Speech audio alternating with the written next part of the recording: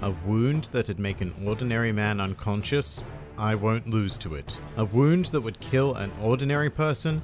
I won't lose to it. To face one who is extraordinary, I can't allow myself to be ordinary. Hello and welcome to One Piece 101, the series that breaks down everyone and everything in the One Piece world. Today, we are going to be examining the unofficial vice captain of the Straw Hat Pirates, the swordsman Roanoa Zoro.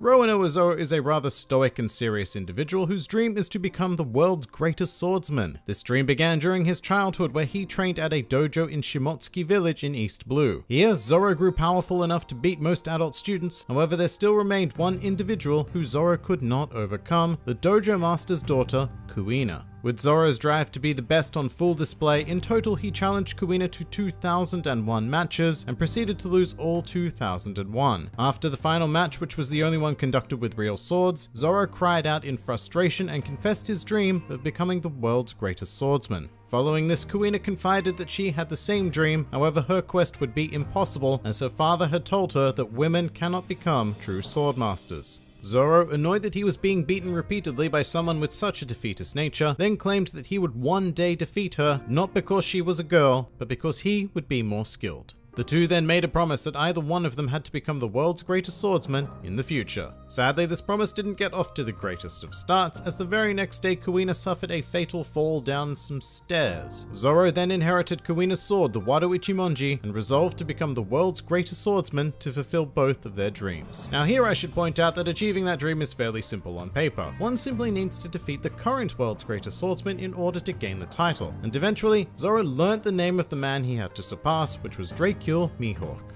He then set out to sea in search of Mihawk, but was never able to return home because he got lost. Zoro's sense of direction is actually notoriously poor, and he is incapable of taking even the most basic of instruction. It's actually so bad that there have been situations in which characters have quite literally pointed in the direction he needs to go, and Zoro has gone in the complete opposite way. Generally, this quirk is used as more of a gag, but in this case it's actually quite vital to his history, as due to not being able to find his way home, Zoro decided to make a living as a bounty hunter. Eventually, Zoro grew notorious enough that he was given the epithet of Pirate Hunter, and was even offered a job by then Warlord of the Sea, Sir Crocodile.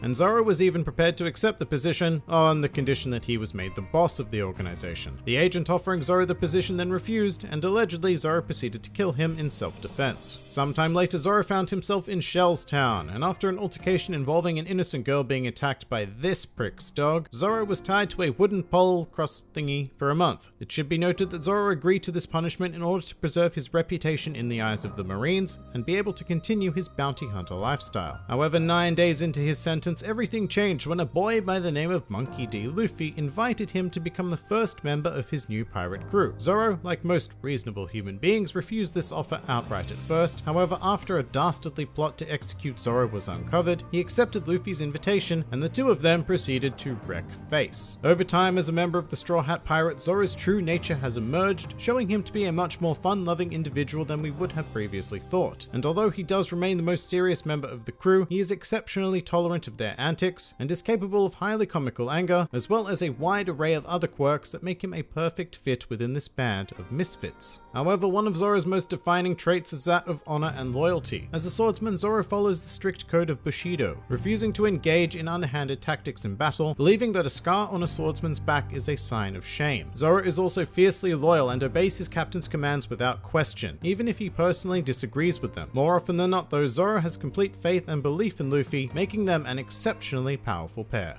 Now, Zoro is also particularly unique because he was given the chance to make his dream a reality very early on in the series, when by chance the Straw Hats encountered Dracula Mihawk during the Baratie arc. Zoro challenged Mihawk instantly, who absolutely obliterated him with nothing but his Kogatana. Once Zoro realized his defeat, he presented himself to Mihawk in order to be dealt the final blow. Mihawk, impressed by Zoro's honor as a swordsman, rewarded him by using his famed sword Yoru to finish the fight. Mihawk then set Zoro a challenge to surpass him, and Zoro tearfully exclaimed to Luffy that he would never lose again. And thus far, Zoro has made good on that promise, encountering stronger and stronger enemies as the Straw Hats sailed through East Blue and into the Grand front line, managing to dispatch each and every one of his opponents using his signature combat style known as Santoryu. Performing this martial art requires wielding one sword in each hand, as well as one, rather unconventionally, in his mouth. And look, it doesn't seem that odd anymore after 900 chapters, but this is incredibly weird and we should never forget that. However, Santoryu is undeniably cool and gives Zoro access to a whole host of offensive and defensive maneuvers due to the extra sword. With that said, Zoro has also proven to be a master of Itoryu and Nitoryu, which are 1 and 2 sword styles respectively, meaning that Zoro doesn't necessarily need to use all 3 swords at any given time. In fact, despite being a swordsman, Zoro doesn't need any blades to fight whatsoever, as he also uses the backup style of Mutoryu, literally meaning no sword style. Finally, Zoro also has access to Kyutoryu, meaning 9 sword style. I should stress that very little is actually known about the logistics of this, but essentially Zoro is able to produce copies of his arms as well as his swords, which are somehow not illusions and are capable of dealing actual damage, substantially increasing Zoro's range of abilities.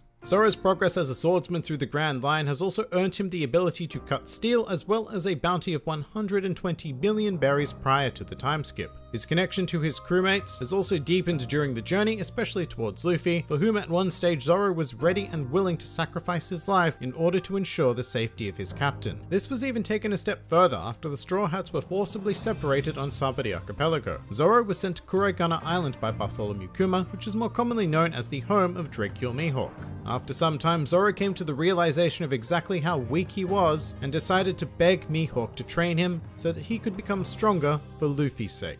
Zoro then spent 2 years training under Mihawk before reuniting with the Straw Hats, proving to be significantly stronger, faster, and able to use observation and armament haki, the latter of which he generally imbues into his swords. As the Straw Hats traveled through Fishman Island and into the New World, Zoro has displayed pure dominance over his encountered opponents as he continues to make good on his promise to never lose again, as well as to make way towards his ultimate dream of becoming the world's greatest swordsman.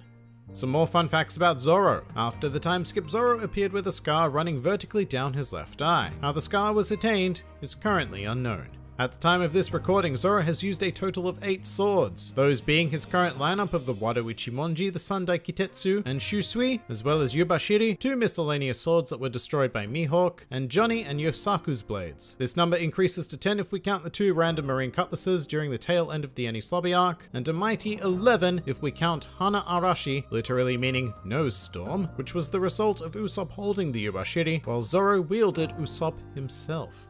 Following the Dressrosa arc, Zoro's strength was further recognized by the world government, and his bounty was raised to 320 million berries. Roanoa Zoro's name is based on the real-life French pirate whose name I am going to undoubtedly butcher, Francois L'Olonnais. Originally, Zoro was planned to be introduced as part of Buggy's crew, in which he would have been a bodyguard. However, this idea was scrapped for the much better introduction taking place at Shellstown.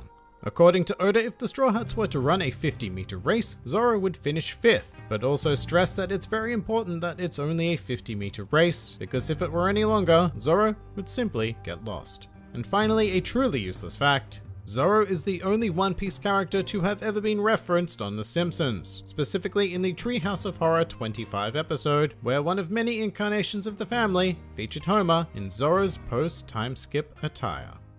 And that pretty much does it for Roanoa Zoro. If you enjoyed this video, then please feel free to like, favorite, or subscribe, and if you are in any way inclined to support this independent channel, then please feel free to check out my Patreon, Discord server, or Twitter, the links to which are in the handy description below. And finally, please do comment with who, what, or where you'd like to see featured in the next One Piece 101.